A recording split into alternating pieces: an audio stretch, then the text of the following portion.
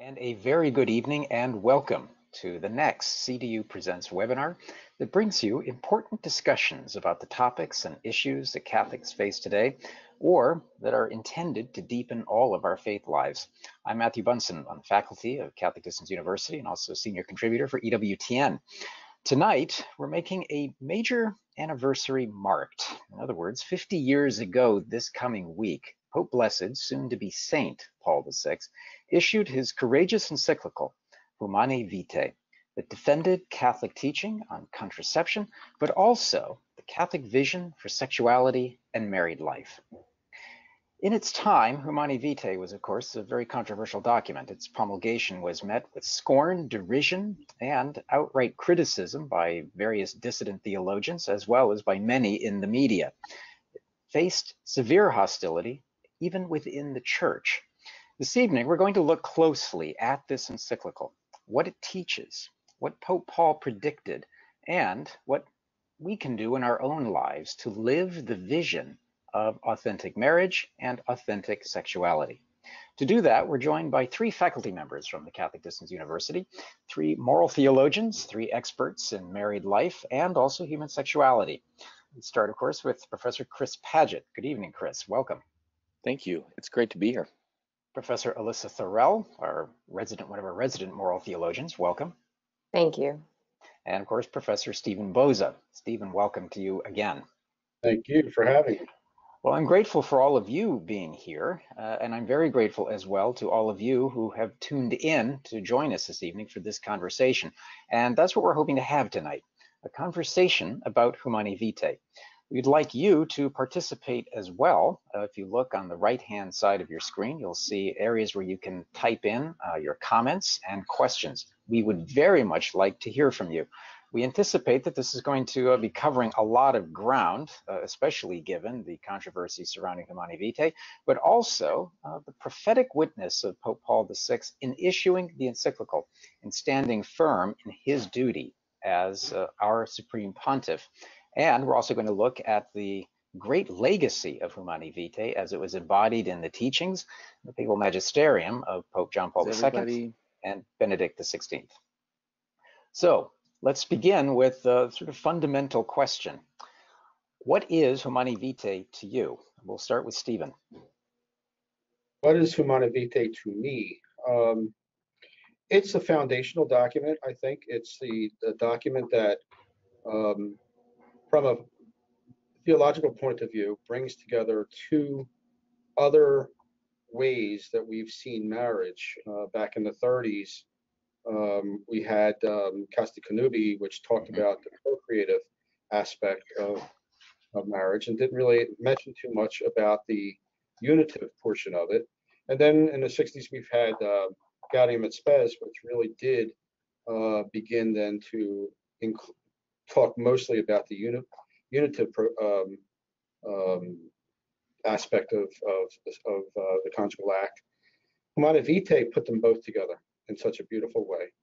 So for me, as a person who does, as a professor and as a person who works in a diocesan office, Humanae Vitae is like, for me, a Bible almost. Because when you open the pages and you're looking to find some guidance on a specific question that comes my way, you'll find some of the answers there. And it's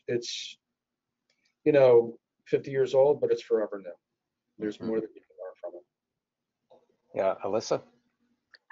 Yeah, Steve said it beautifully. I'd just add that when I was, beginning my studies in theology, Humanae Vitae was one of the first documents that I think really inspired me to pursue moral theology.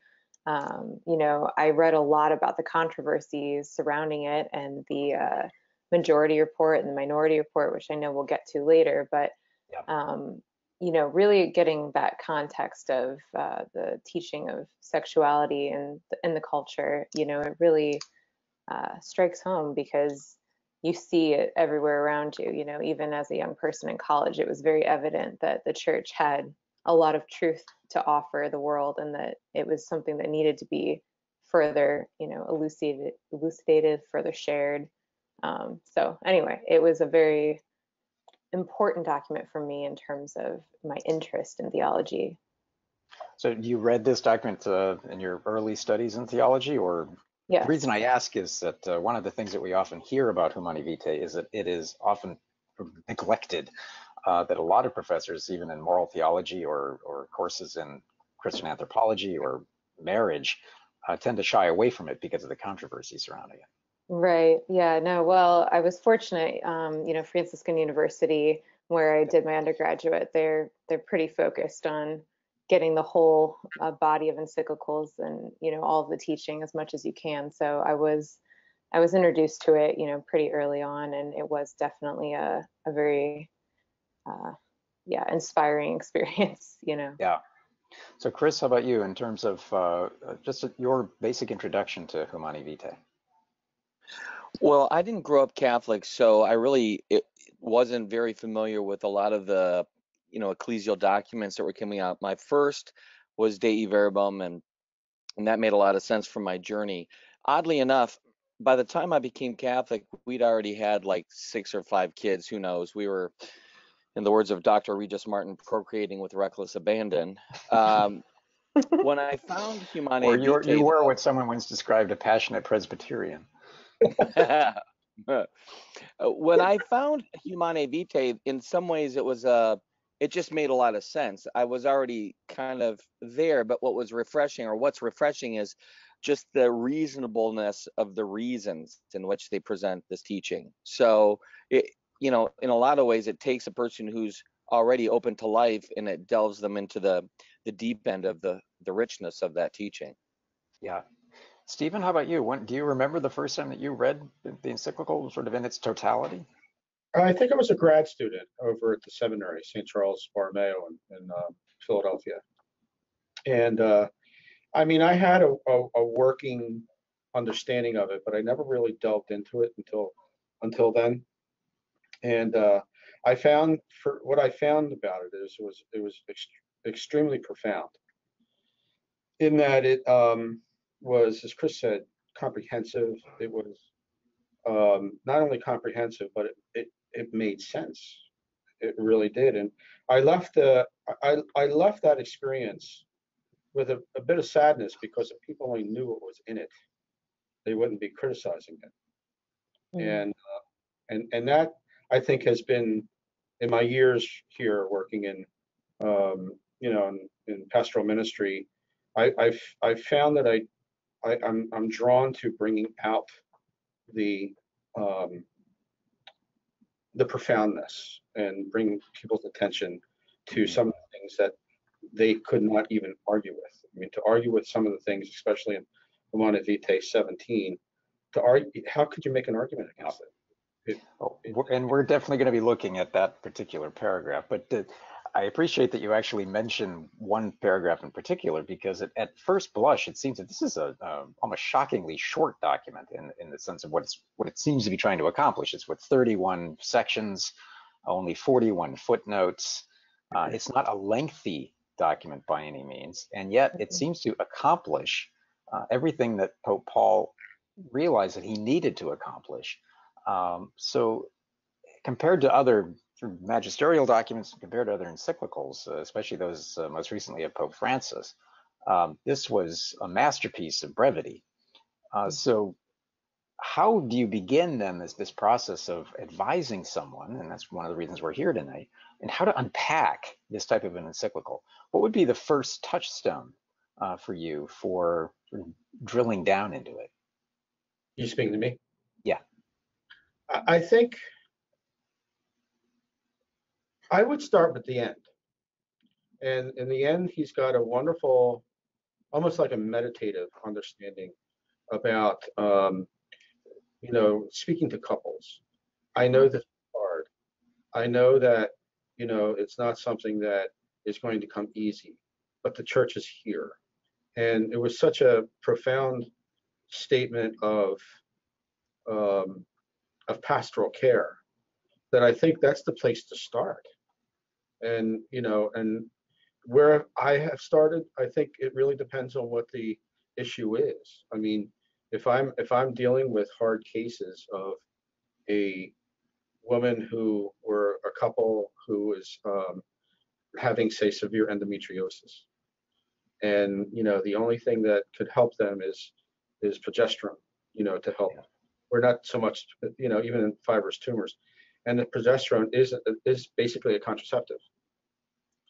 But the document's very clear.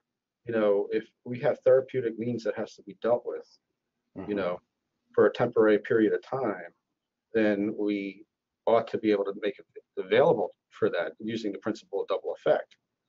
And that's for members of our audience, just so they're clear, what do you mean by the double effect principle? the principle of double effect.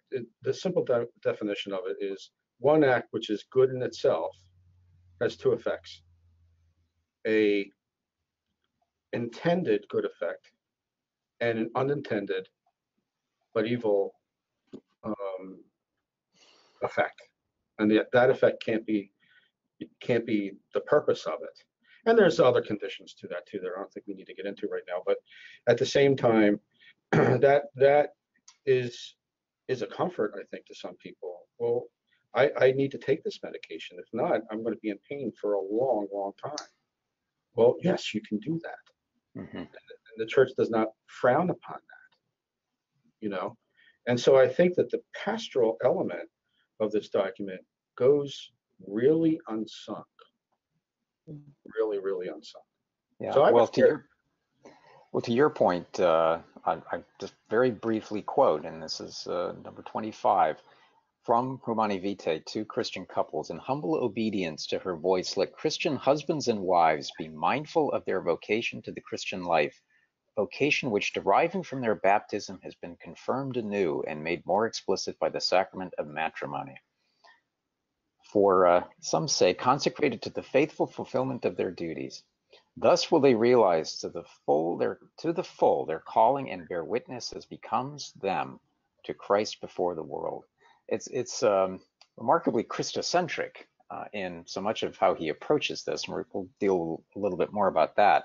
But Alyssa, what would be your starting advice for somebody who has never read this document? Yeah, I mean, I think Steve has a great point about looking at the end. A lot of times you can benefit from getting a synopsis or something that's, kind of giving you a more gentle summary before you get into the details. But I find that a lot of times reading the documents that surround it, that are kind of the extraneous pieces that kind of, the history sense of the church's teaching on this, which can be, long. It's not an easy process, but I think that you benefit immensely from taking time to read, if not all of Cassie Canubi, some of it, or part of Gaudium et Spes. And I mean, if you can get into theology of the body, if you can get into, some of these other great works that really unpack it, you start to see so much more of the breadth and depth that is in there and the richness that's coming forth from it. So, I don't know, you could start with the catechism, because it's going to give you, excellent points in a very quick and easy to digest bit. But you can go to those footnotes and see where those points are drawing from and begin to read. And, I think that that's where you really start to understand just how true all of this is and how applicable it is to so many parts of our lives. Right. Chris?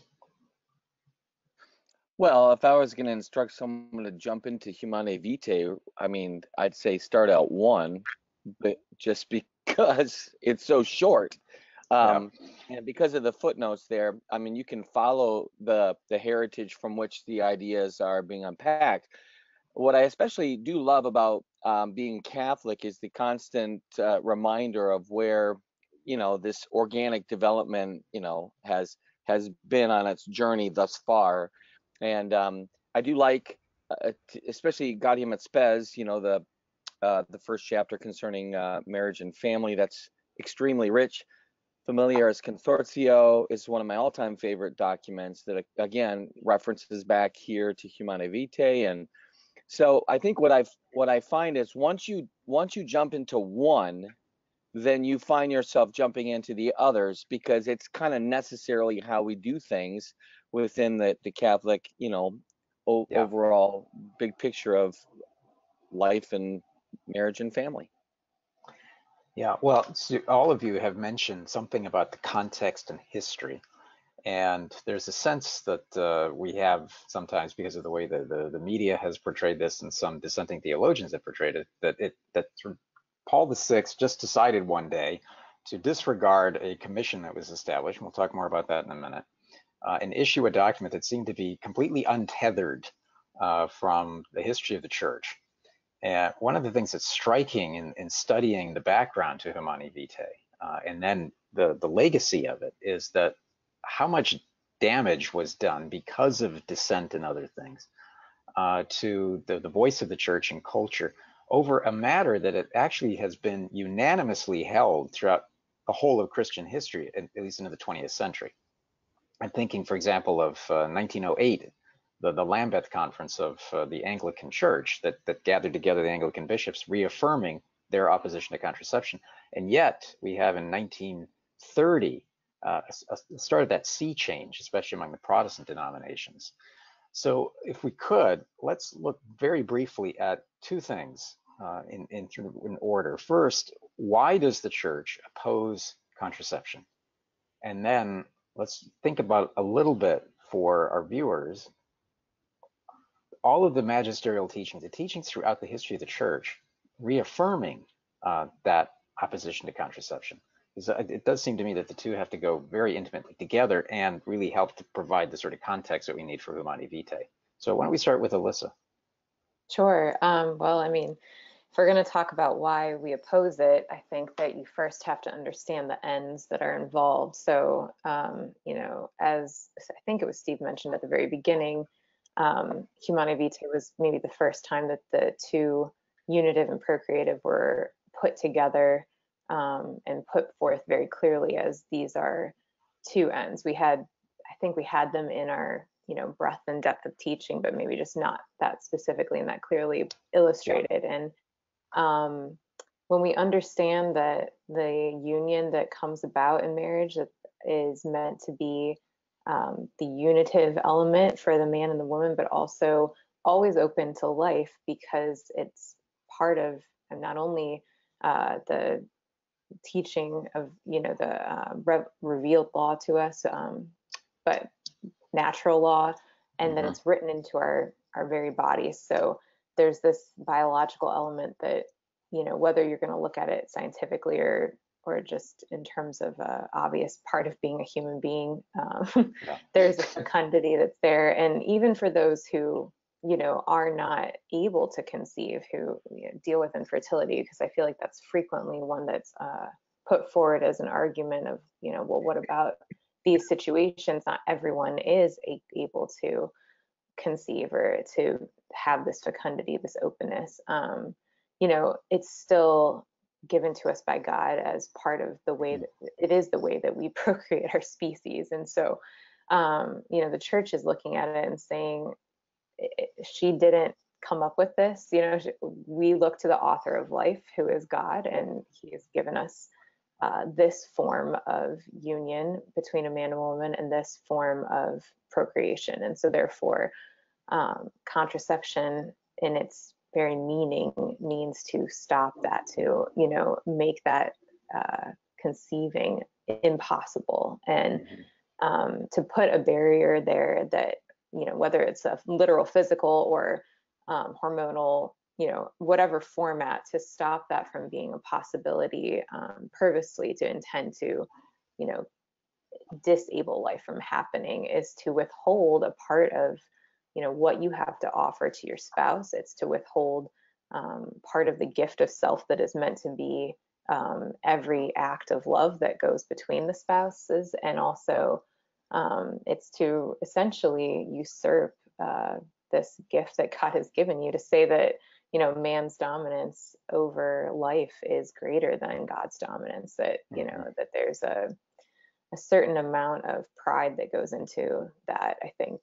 So anyway, the idea is that this barrier, this breaking apart, it's separating a natural good. It's stopping something that ought to be happening naturally and in its fullness, that it brings your spiritual element to it, and that by stopping that gift of self, you're really refusing your spouse, a certain part of you. So those reasons are, I think, very good and important ones, that the church emphasizes as being why we can't accept that as a means of family planning. And you can sort of trace this whole history even down through the fathers of the church. And when we read, for example, Leo XIII's encyclical on marriage, I think Arcanum, written sort of in response to the impact of the Industrial Revolution on the family, you can really see and appreciate how much of that teaching found its way into Casti Connubii and then still found its way into Humanae Vitae. So I guess the question to follow up for that would be, for Stephen or Chris, Humanae Vitae can be said to be sort of its own response to modernity, but also it's very much in fidelity to the Second Vatican Council, isn't it? In helping the modern mind, modernity, to understand the unchanging teachings of the church, but in a way that modernity can actually grasp and apply to their lives. Would you agree with that? I mean, yeah, I do. I think, but I think it's interesting because it's a little bit weird to assume that someone outside of the context of Christianity would align themselves with this perspective. It's a little bit ridiculous because in terms of the modern world and even various different religions, their perspective on marriage and family can oftentimes be very difficult. Now we're articulating it very clearly because we've been talking about this since the very beginning.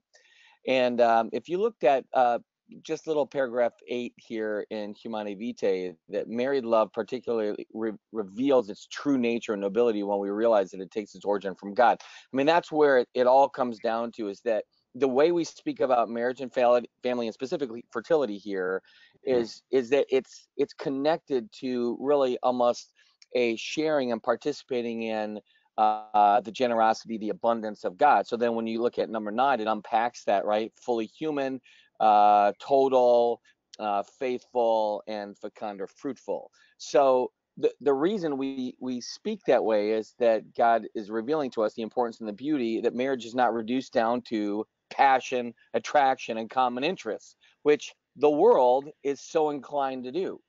So I think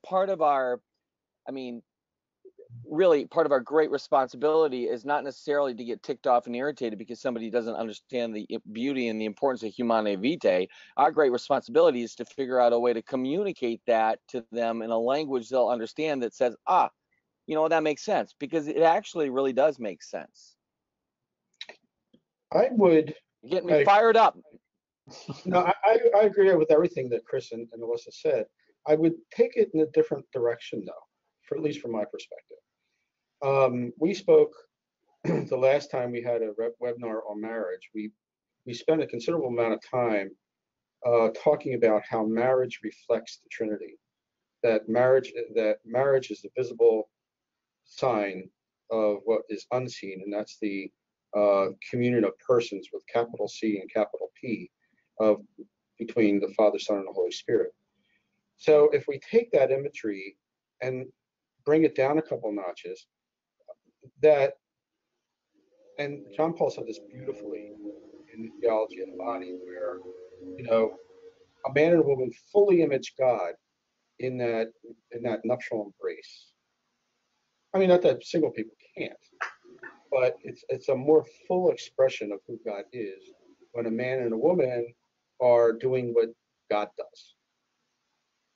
And part of that, for me, the problem with contraception, for me, is not only everything that Chris and Alyssa said so eloquently, but also we diminish our image of God, right, by refusing to do what God does. And that's good for it. Now, of course, we have the issue of post-menopausal families and couples who can't conceive, but it's not a choice that we made. It's part of the human experience. Yeah. We have to deal with. At the same time, we're not saying that we are not purposely saying we don't want to image God fully in our lives and in our marriage, because that's what it all boils down to. If we can make that connection out there between that Trinitarian experience and that marital experience, then guess what? You don't have to make an argument. The argument makes itself. Mm-hmm. I mean, that's the way I see it. Yeah. So here was this development of science, right at the time when the church was very reflecting on the impact of modernity in the lives of Christians, especially Christian families. We had Leo XIII with Rerum Novarum, we had his encyclical Arcanum, and then you move into the 20th century. For the church, what was the moment that John the 23rd realized that, all right, this question of contraception has to be looked at in greater detail? Because we know that one of the initial thoughts was for contraception to be dealt with by the council, probably some aspect, for example, of Gaudium et Spes. And yet the decision was made not to create this commission in 1963 to look at the question of contraception. What was it theologically, but also from a practical standpoint, that led to that decision? Anybody? I mean, just if I'm going to utilize the document as kind of my base, you could find a little of that in Article 2 with rapid increase in population, the fear that we're going to lose available resources. So yeah, I mean, there's a sense of panic and concern, and in a way, from a worldly perspective, it seems like the responsible thing to do to find a way to moderate the amount of children coming into this world. And so anyway, I mean, that's just kind of one of the initial things that they bring up right away in the document itself. I would venture to say that John the 23rd's whole outlook on the Riaggiornamento, bringing the church up to date, opening up the doors, the windows, so fresh air can come in, which sparked the council, the Second Vatican Council. But I also think that could have been in the back of his mind too. Let's visit this. This is what's going on. This is what we see. This is what we hear. Yeah. How do we in fact bring that rejuvenation, that Riaggiornamento into this whole understanding of the use of contraception?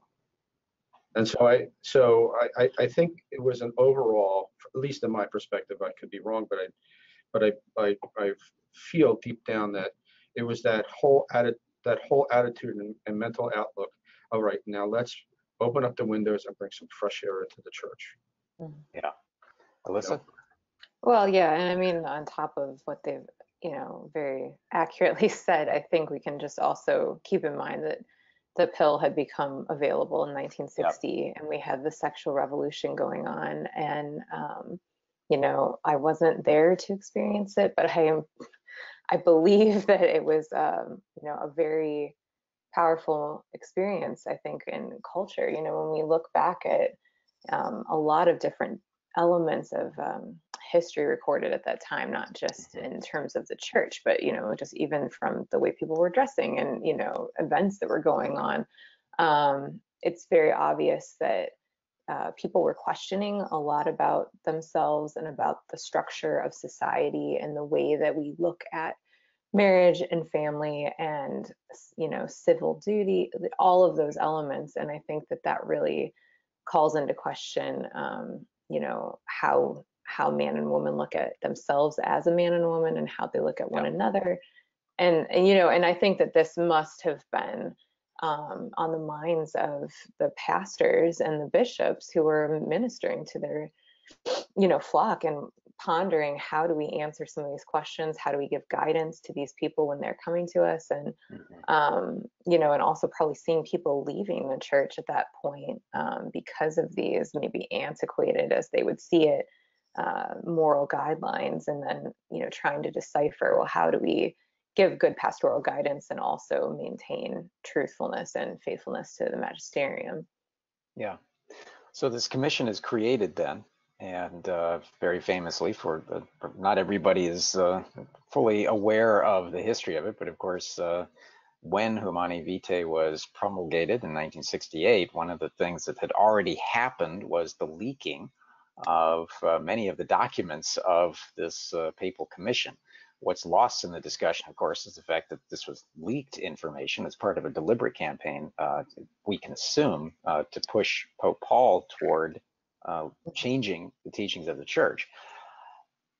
Paul, would you say then, in his reply to a commission that was supposed to give a report only to him, that was entirely consultative, that he wanted to have the opportunity to look at every side and then to decide as Pope? Can we appreciate something of the pressure he must have been feeling, even in 1966, when there was already some expectation by a lot of theologians that the church was somehow going to figure out a way to change her teachings? And can the church change her teachings? So, anybody? I'm sure Henry VIII wished they did. Yeah. I mean, this is not a new idea. I'm just, of course, there was pressure. It had to have been incredible. But thanks be to God, for the gift of the Holy Spirit and people infallibility. And I mean, there's so many things at work here. It's I think a lot of people are often under the delusion that it's some sort of democratic, experience here. Let's give our voice and we'll sway. Which, I mean, is funny for me as a convert. I mean, that's the whole reason you become Catholic, is you just are tired of the constant manipulation of ideas and the various ways that you can talk yourself into whatever. But there's that consistency of faith and morals, and so yeah, I don't think it's necessarily new. It's certainly, its application is new in that particular time period, but boy, it's a breath of fresh air to me. Yeah. Anyone? Steve? I mean, sorry. Oh, Steve. go ahead, Alyssa, please.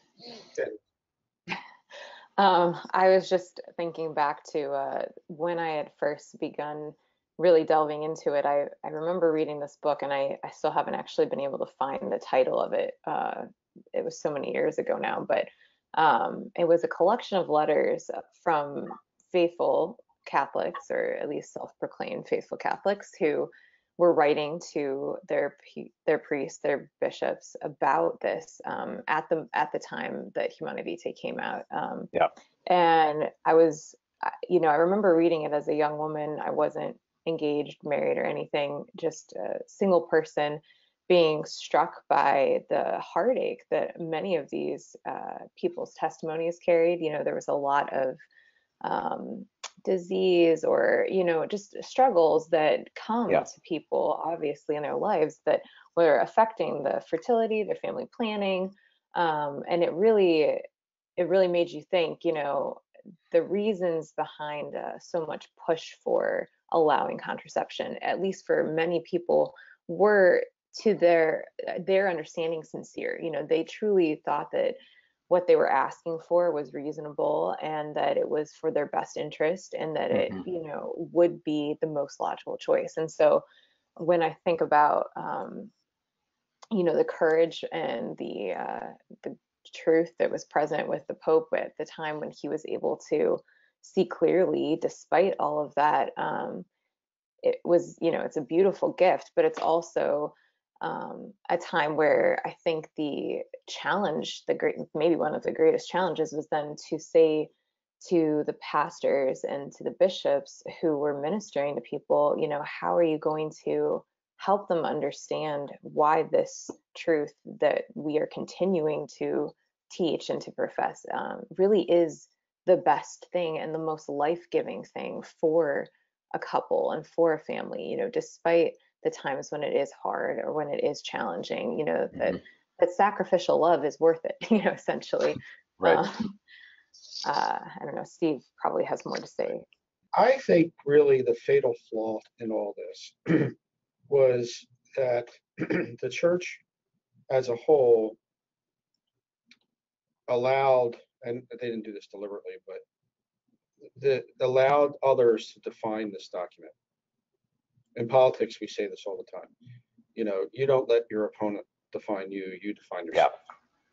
And look, in 1968, even today, the church isn't as media savvy as we have to be right now. Mm-hmm. And in 68, there was just none of that. I mean, you Yeah. know, very, very good bishops, the Pope, and all very good people doing the good things and doing it the best way they know how.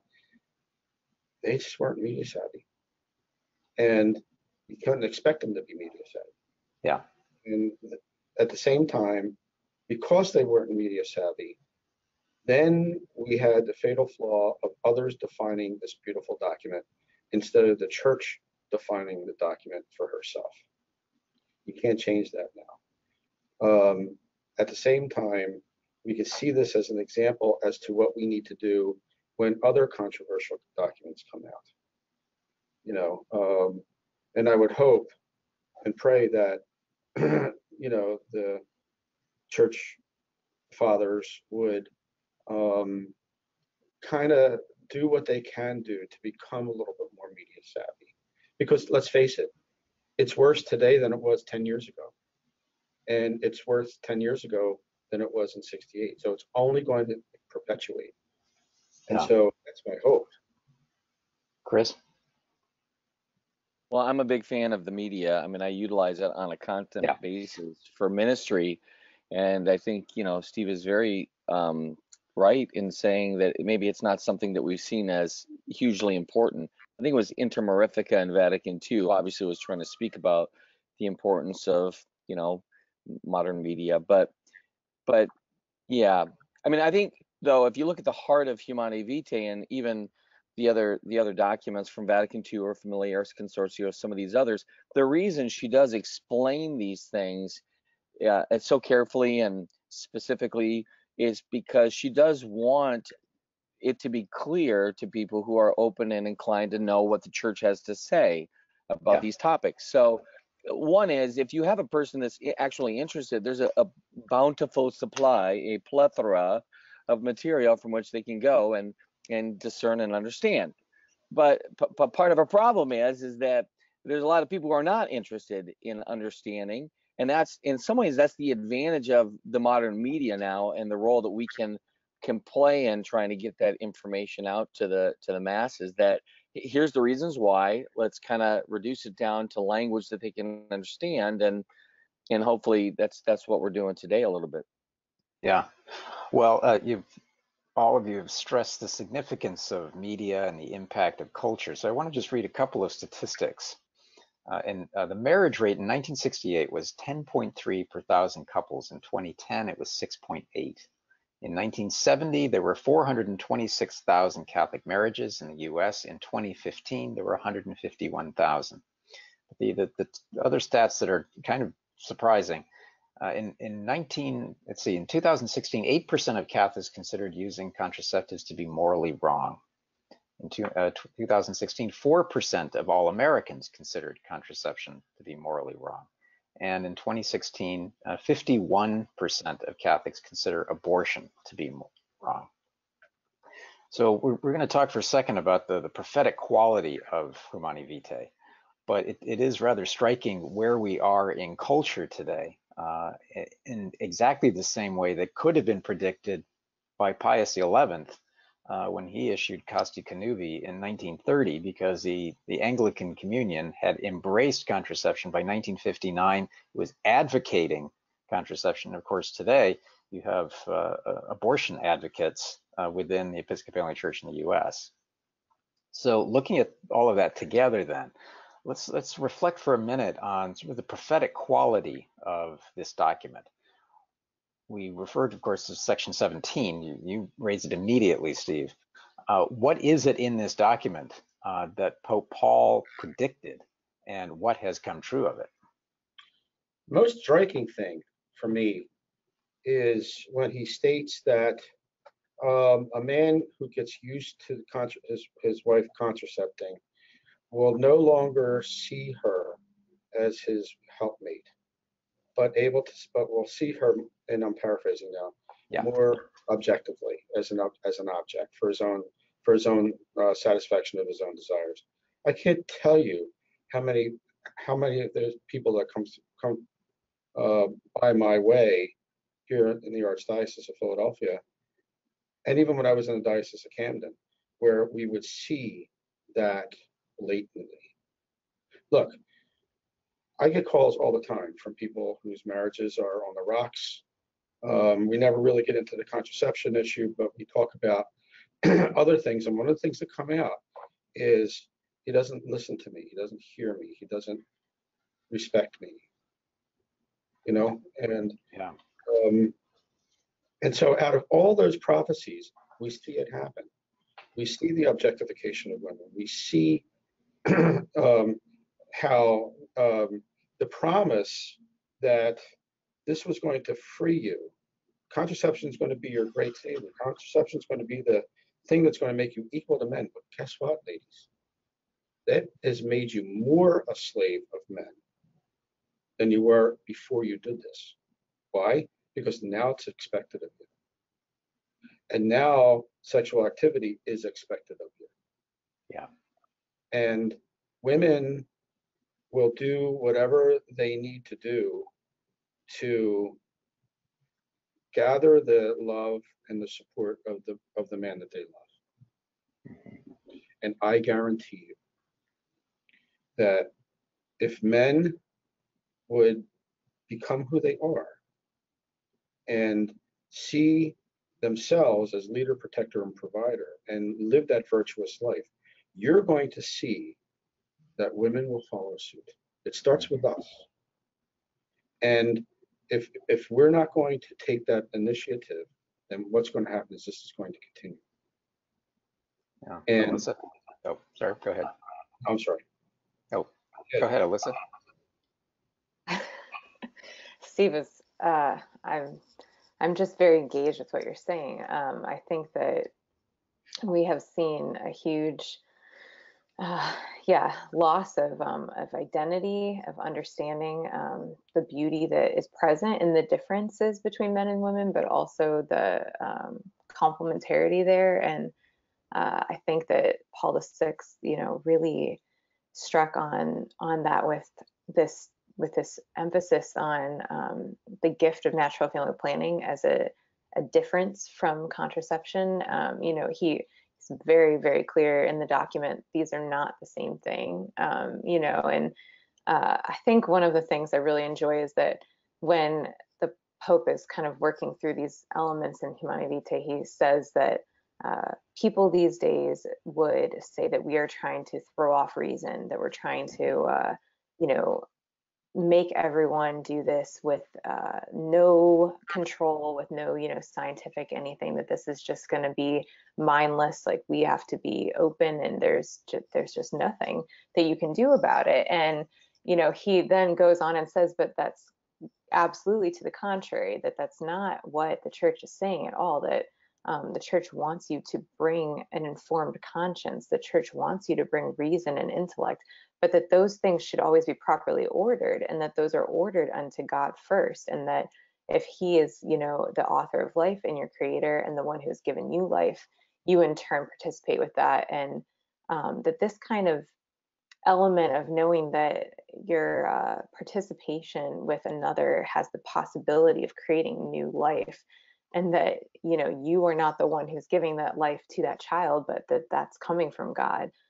There's a huge responsibility there. I mean, that's why it should focus the mind a little, shouldn't it? Right. I mean, it's not something to laugh at. I mean, we're laughing, but I mean, the truth is that it's a very powerful gift that you have within you, and I think that element of understanding that men and women have something further to offer one another, and that it is so particular to each person's personhood, but also their gender, their maleness, their femaleness, and that those two things brought together bring about something new. All of that was just, it's a light to a culture right now that's in a lot of darkness. And I think that the Pope probably could have kept going, with his points about not just objectification and reduction of the personhood, as Steve was saying, but also just kind of a loss of what it is to be human, because we've become so detached from where we began and where we end, and with a casting off of, oh well, there may or may not be an afterlife, and casting off of, well, it doesn't matter where, you can start in a test tube, you can start in a petri dish, you can start wherever it's convenient for your parents or those who are purchasing these cells that are going to come and make you a person. I mean, with no beginning and no end that's founded in God, it's really hard to dialogue with people about why that isn't the healthiest way. That's not the way that we were intended, and it's not the best thing for our happiness or our fulfillment. Anyway, I think Chris looks like he has something to say. Well, no, it was wonderful.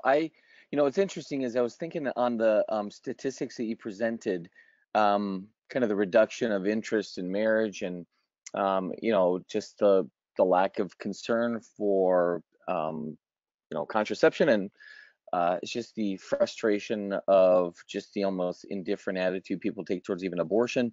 I mean, honestly, it's the fruit of relativism, and we are literally at a place now where it's just kind of anything goes, as long as you're kind of aligning yourself to the trueness of who you are, and their understanding of who they are is certainly different from the Christian perspective.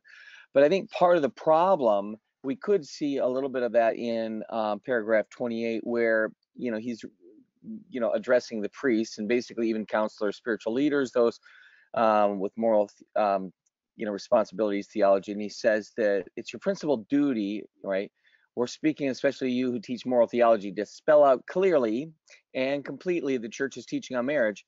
In the performance of your ministry, you must be the first to give an example of that sincere obedience, inward as well as outward, which is due to the ministry of the church. So basically, we have to talk about it, and we need to be clear about our communication, but we also have to live it. That's part of our problem. Yeah. Hello. It's really, it's just so simple when it all gets down to it. You can't just do as I say, not as I do when it comes to this teaching. And that's probably part of our problem, is that we have a teaching clearly from the church, and then we'll say, yeah, that sounds good, but when it comes to the practicality of it, we're often inclined to fall in stride with the world, unfortunately, rather than the teachings of the church. So it's a little bit of a wrestling match there. Well, one of the two other predictions I think that we really need to discuss. The first is the idea of self-dominion, the idea that this is my body and I can do whatever I want with it, which of course opens the door for so much of what we see today. I'm thinking especially of abortion, also pornography and other things.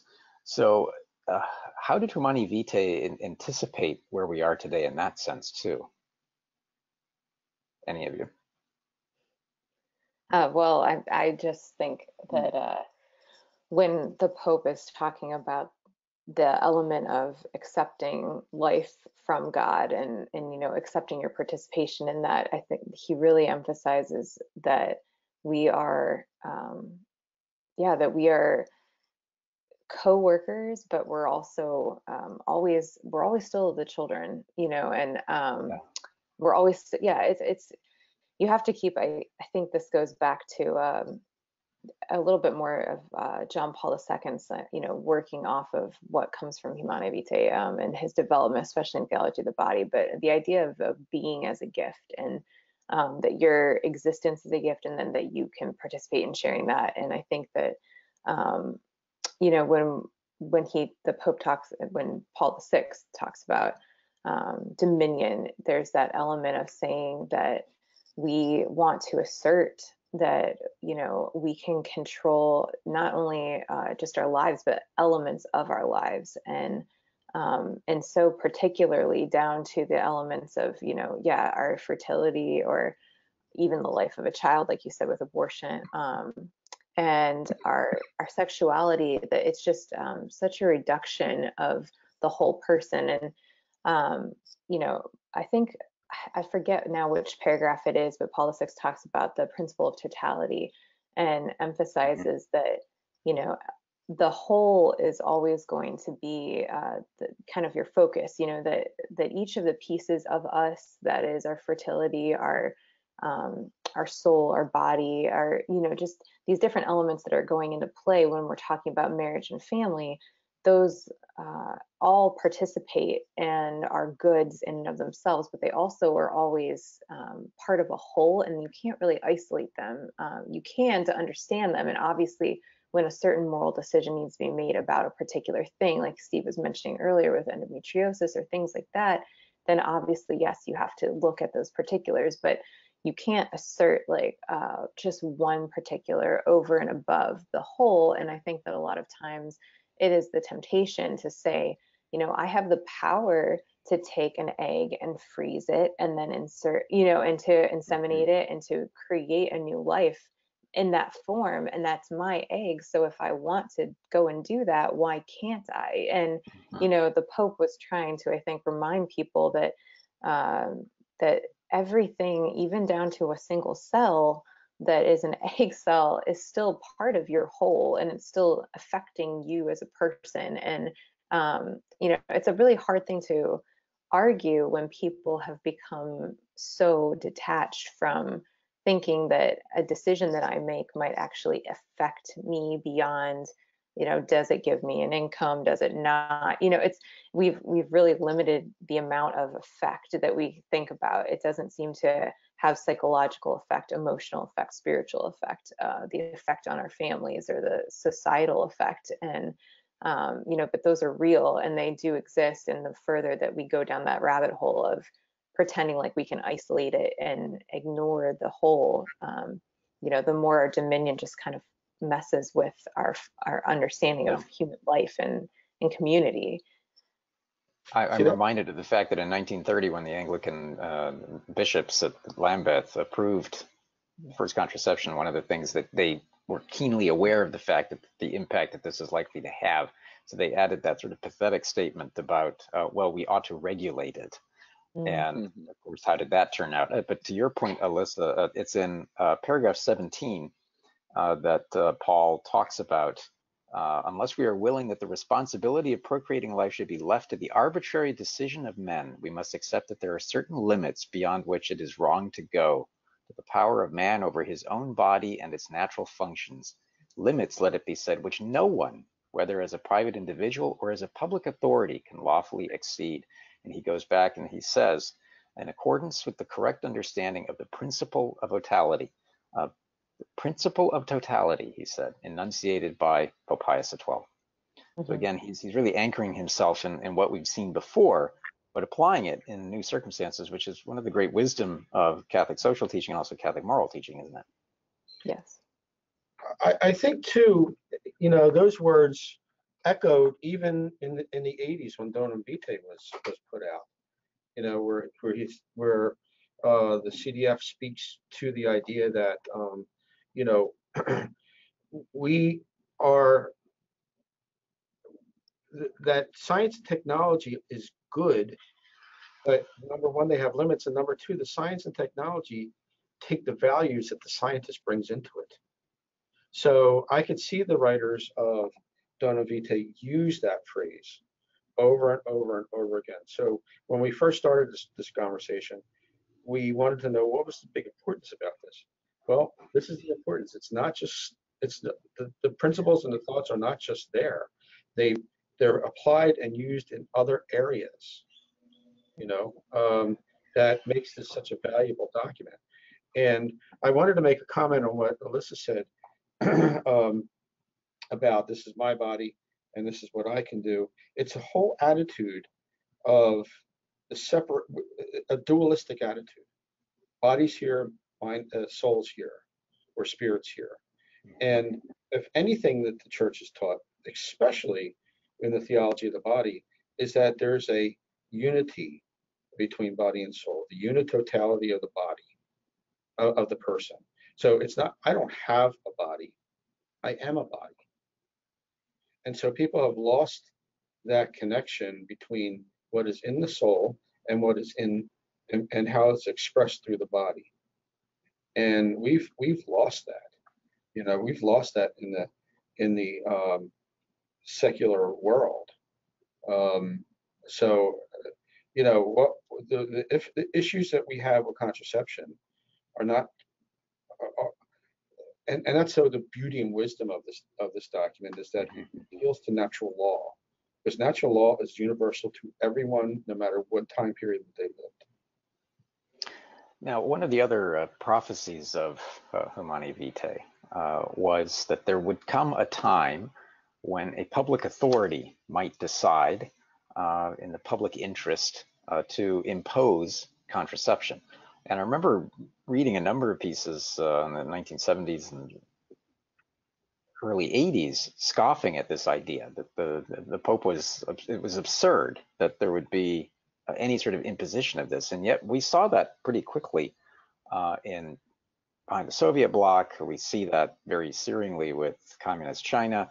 And of course, most recently with the HHS contraceptive mandate as part of the Affordable Care Act, or so-called Obamacare. So what are the implications of that for people who don't necessarily understand the significance of a state actually becoming involved to the point of imposing sort of a contraceptive culture?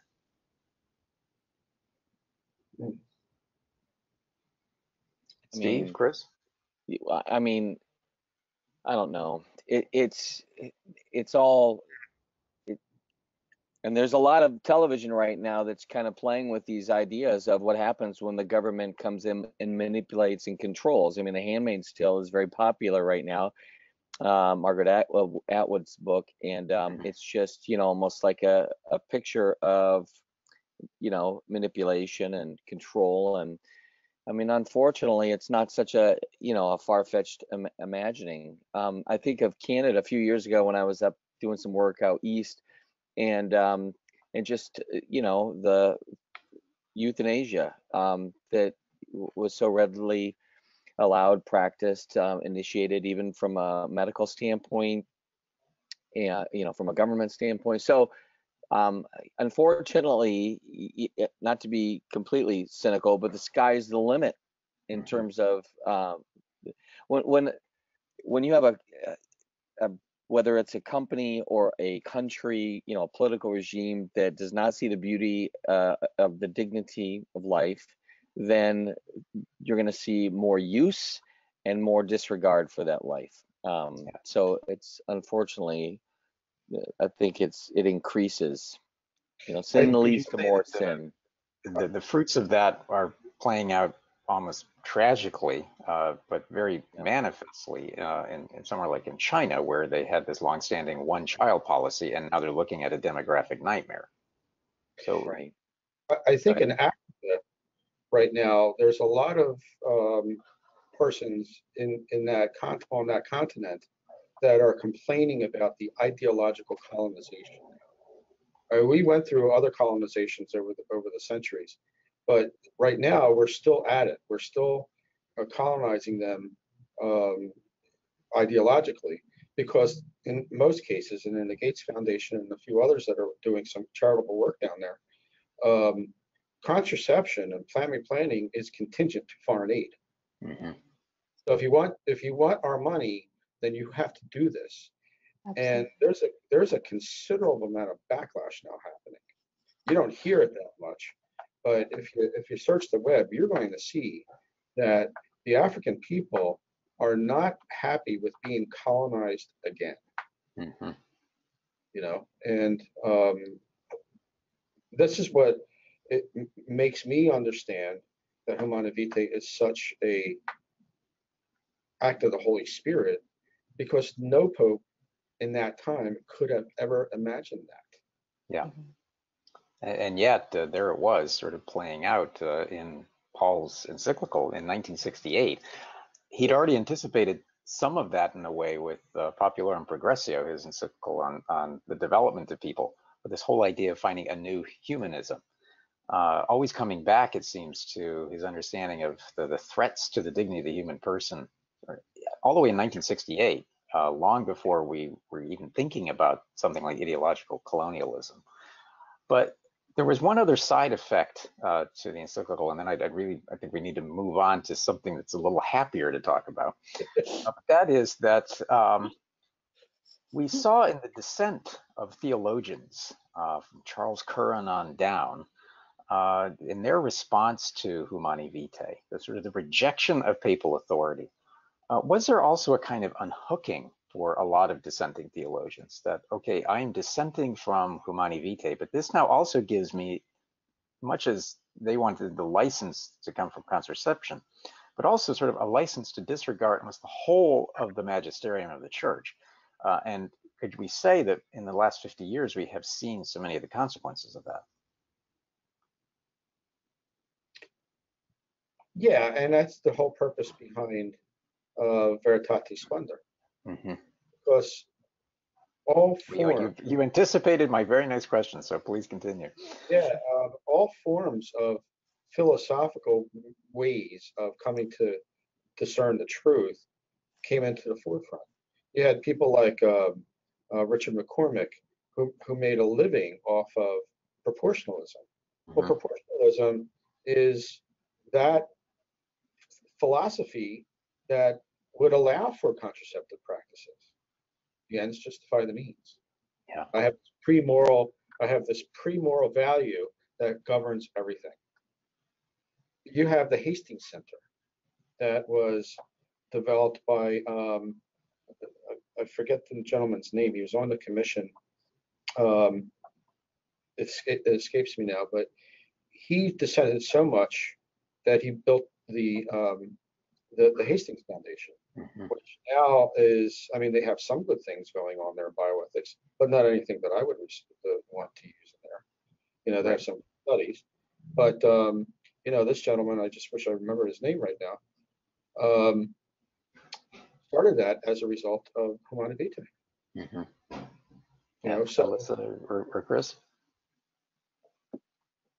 anything to add? Not so much here. I'm pacing myself. Well, so in a way, that's a perfect segue to the fact that there has always been this kind of relentlessly negative perception that has been imposed on this encyclical. And yet there are two aspects that I think we want to explore here. The first is the beauty of the openness to life. We've touched on some of those themes tonight, but also the fact that the church actually is not opposed to responsible parenthood. And what do we mean as a church by that term? Because it's right there in Humanae Vitae. It was of grave concern, I know, to Paul VI. So let's start with this idea of the openness to life. Why is this a positive? Because we hear, and so much in culture, no, this idea, openness to life is insane. It's very difficult to explain to non-Catholics. I know, Chris, you sort of touched on that. Why should every procreative act have an openness to life? So let's start with that, if we could. Well, I'm just going to kind of reiterate a little of what I was saying earlier, but if we're just looking at this from a normal secular perspective, then it seems ridiculous. You know, you've got a direct connection between that thinking and the Duggars when it comes to a lot of people's mindset, right? It's just like, it's almost like we're just, you know, a womb for creating more and more children. It seems to be irresponsible and etc. But again, it's a powerful, first of all, it's a powerful witness to the declaration of a God who is life, who's not life, but who is life. And I love that.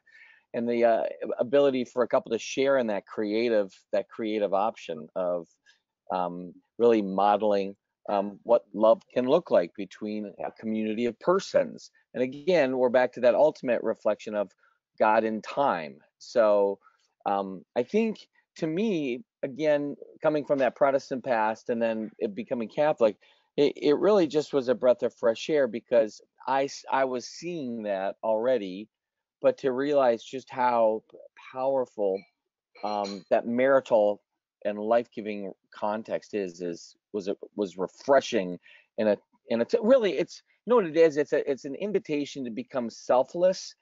And the world is a constant invitation to foster and grow in selfishness.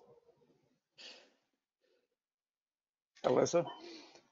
Oh, yeah, I mean, Chris is right. And I think I would, just go from there to say that I think we, maybe in a very honest way, it almost seems a bit disingenuous to say that we're going to love someone completely and totally, if it's not going to be completely and totally. So, the church isn't saying, you guys have said this, that every time that the spouses are coming together, they're going to be conceiving, or else their coming together isn't good, because that's not the case. But that every time must be open to life, which biologically speaking, that is not every time. There are certainly times when that isn't possible, and that doesn't make the act of love between the man and the woman wrong. It simply means that to go ahead and purposefully intervene, to come up with a form of contraception that is saying,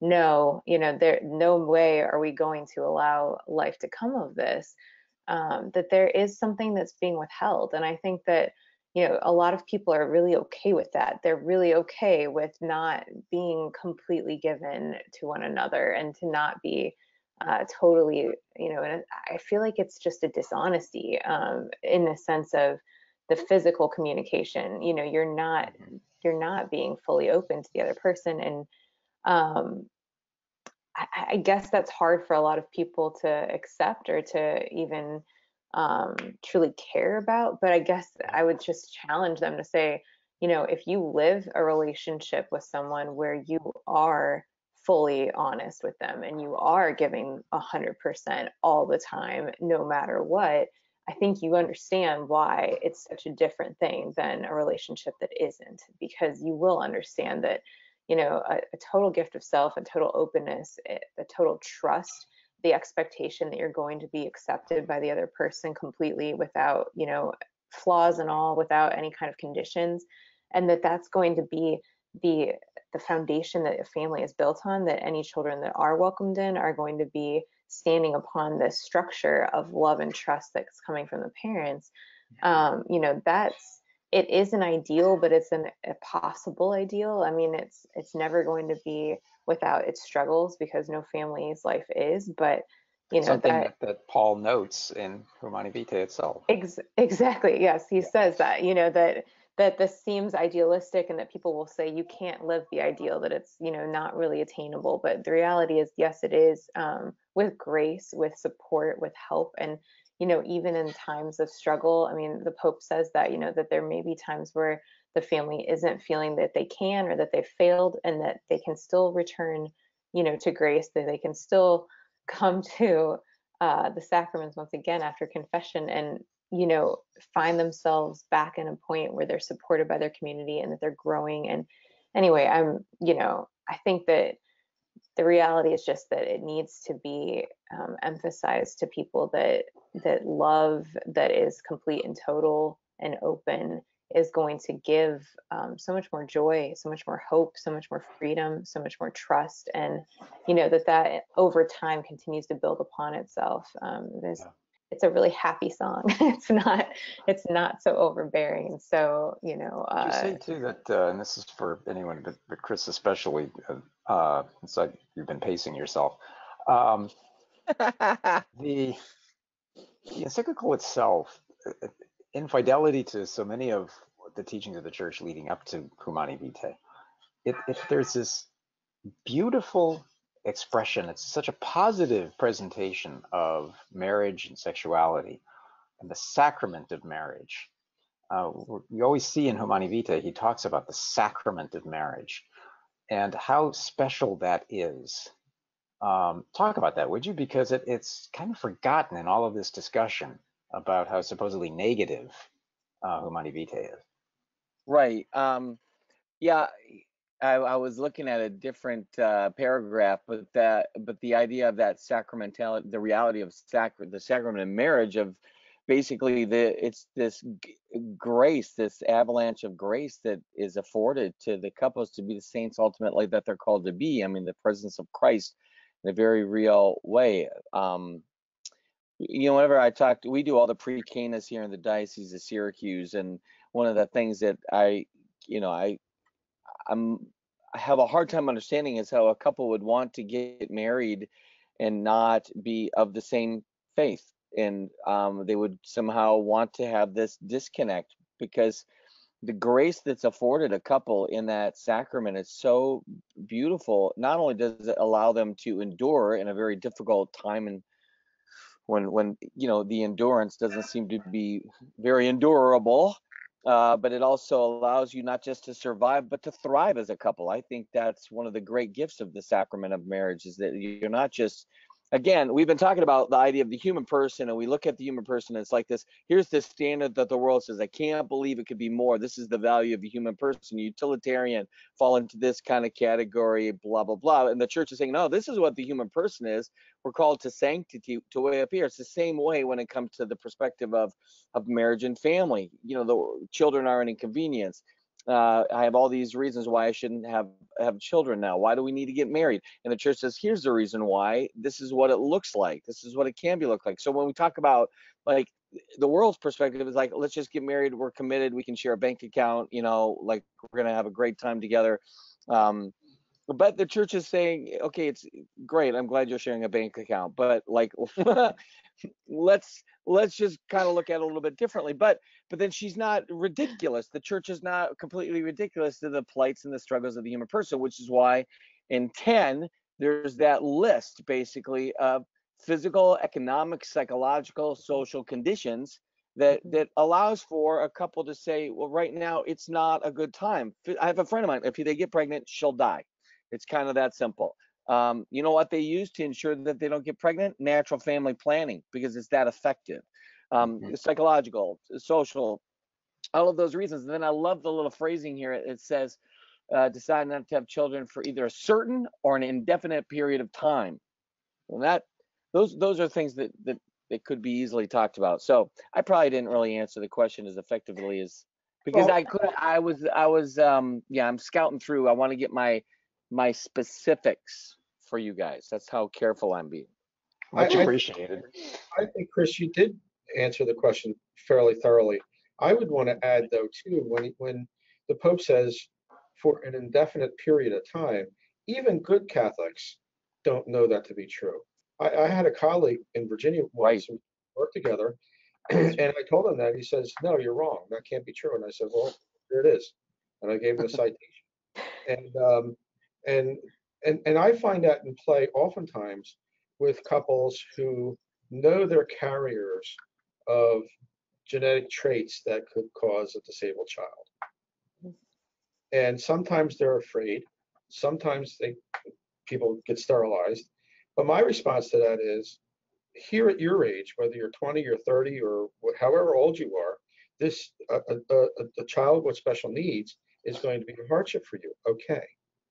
If you sterilize, then you may change your mind 5 years from now, and then there's no going back. Yeah. There's no going back. And so, people evolve. People get financially able. People get used to the idea, well, my child may have some type of special need. Okay, if you get used to it and you choose to bring a child in the world, even if you don't choose to bring a child in the world, but you say, you know what, let's throw caution in the wind, and we'll engage in sexual activity when our chart says not to do it, and what happens. Yeah. And it gives us such power to decide for ourselves when or when not. That's the beautiful thing. The church isn't putting the squash on anything.